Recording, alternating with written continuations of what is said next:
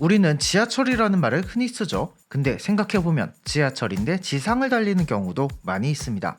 이미 글로벌한 관광지가 된 성수동에는 지하철 2호선이 지상으로 달리는 걸 볼 수 있죠. 2호선의 지상 구간은 한양대에서 잠실나루, 신대방에서 대림, 당산역과 당산철교 구간, 그리고 성수지선의 성수에서 신답 구간이 있죠. 지하철 2호선은 개통 시기가 비슷한 3, 4호선에 비하면 지상 구간이 유난히 많은 편입니다. 지금은 소음 등의 문제로 지상철도의 지하화를 요구하는 목소리가 있지만 이곳들이 지상으로 놓여진 건 다 나름의 상황과 이유가 있었죠. 오늘 전차라떼에서 소개해드릴 이야기, 하플이 된 성수동과 지상의 지하철입니다.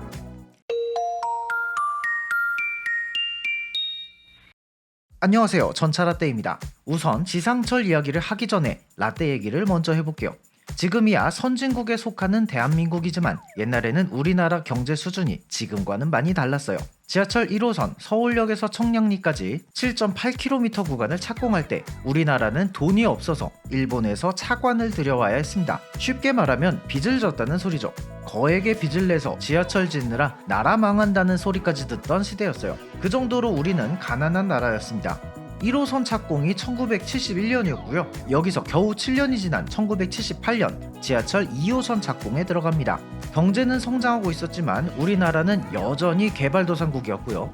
더군다나 2호선 계획이 순환선으로 바뀌었기 때문에 그만큼 노선도 길어졌습니다. 즉 공사 비용이 그만큼 뛸 수밖에 없겠죠. 지금도 그렇긴 하지만 철도는 지형 조건을 고려해서 노선을 짜야 합니다.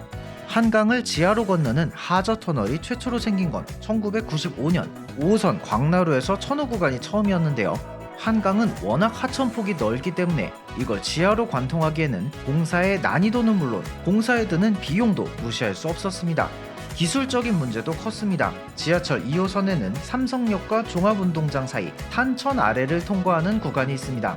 지금이야 별거 아닌 것처럼 보이지만 당시에는 폭이 100m 남짓되는 탄천 통과조차 상당한 난공사였다고 해요. 그런데 폭이 1km를 넘는 한강을 지하로 뚫는다? 말도 안 되는 일이었겠죠. 자연스레 한강을 지상철교로 건너는 방식이 됩니다.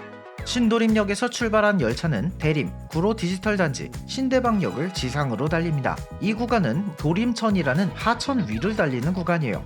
하천 위를 달리는 건 여러 가지 장점이 있습니다. 일단 하천은 사유지가 아니기 때문에 부지 확보가 쉽습니다. 부지 매입 행위를 할 필요가 없고요. 그래서 부지 매입에 돈을 쓸 필요도 없죠. 그만큼 공사비, 즉 예산 절감이 가능합니다. 보통은 하천 옆에 도로가 나란히 있기 때문에 주변 주택가와도 좀 더 거리를 둘 수 있고 그만큼 소음 문제도 줄어듭니다. 이런 이유 때문에 부산 1호선의 구서에서 동래 구간이나 대구 3호선에서도 하천 위를 달리는 구간이 있죠. 다른 이유도 있습니다. 한강 도화 구간이 아닌 나머지 두 곳에 모두 해당되는 사항인데요. 이 지역들이 그 당시에는 공장 위주의 동네였단 점이죠. 성수동의 공장들은 재건축을 통해 아파트형 공장이란 이름으로 바뀌기도 했고요. 여기는 또 수제화 공장의 밀집 지역이기도 합니다. 지금도 성수역 앞에 수제화 거리가 있고요. 자동차 정비단지도 성수동에 몰려있죠. 어차피 주변의 공장에서 소음을 발생시키니 도시 한복판이라도 지상철도의 소음 문제에는 비교적 덜 민감할 수 있었죠. 이건 도림천 쪽도 마찬가지인데요. 지금은 서울 디지털 단지란 이름의 오피스 지역이 되었지만 원래 이곳은 구로공단이었습니다. 구로 디지털 단지역도 원래 이름은 구로공단역이었었죠. 자연스레 이곳도 소음에서 상대적으로 자유로웠다고 볼 수 있습니다. 여담으로 지금 가산 디지털 단지역인 이 역도 원래 이름은 가리봉역이었고요. 이 근처에 옷을 파는 아울렛이 많은 건 여기가 원래 옷을 만들던 공장 밀집 지역이었기 때문입니다. 성수동 쪽 얘기를 좀 더 해드릴게요. 2호선은 한양대역을 나오자마자 중랑천을 건넙니다. 그리고 성수역 직전에 지선과 교차를 하는 구간이 있어요. 이 모든 게 지상에서 벌어진 일입니다. 그리고 좀 더 가면 건대 입구역 사거리 쪽에는 스타시티라는 주상복합이 있는데요. 롯데백화점과 이마트가 들어와 있는 곳인데 여기는 원래 건대 야구장 부지였습니다. 야구장도 지하철 소음에는 딱히 지장이 없는 시설이죠. 그리고 얼마 못 가서 2호선은 한강을 건너야 합니다. 지하로 내려왔다가는 금방 다시 올라와야 할 각이죠. 건대에는 일감호라는 호수가 있습니다. 근데 이 호수가 꽤 커요. 건대 옆에 있는 세종대 캠퍼스가 일감호에 다 들어간다라는 농담이 있을 정도입니다.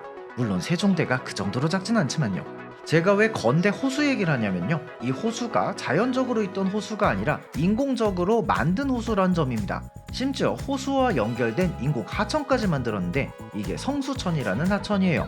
건대 일감호에서 뚝섬역 근처에 뚝섬 유수지까지 땅을 파내서 중랑천으로 물을 흘려보냈죠. 이 성수천을 복개해서 도로로 만들고 그 위에 교각을 올린 게 지하철 2호선이기 때문입니다. 건대 입구에서 성수, 뚝섬역까지의 구간이 해당되죠. 물론 인공하천이라서 규모가 크거나 물이 많지는 않았지만 하천 위에 도로를 깔고 교각을 올려서 빠르게 지하철 공사를 할 수 있었습니다. 이런저런 사정 때문에 지상 구간이 많아진 지하철 2호선. 도시가 발전하면서 지상철로를 지하화하자는 얘기가 계속해서 나오고 있습니다. 하지만 지하화에 워낙 돈이 많이 들다 보니 지상의 서울 지하철을 지하로 묻은 사례는 아직까지는 없죠. 지하철 2호선으로 성수동에 가실 일이 있다면 여기가 이래서 지상을 달리는구나 한번 떠올려 보셔도 좋을 것 같고요. 중랑천이나 한강을 건널 때 창밖의 예쁜 노을 한번 감상해 보시면 어떨까요? 오늘 전차라떼 이야기는 여기까지입니다. 구독과 좋아요 눌러주시고요. 저는 또 다른 철도 이야기로 다시 찾아뵙겠습니다. 감사합니다.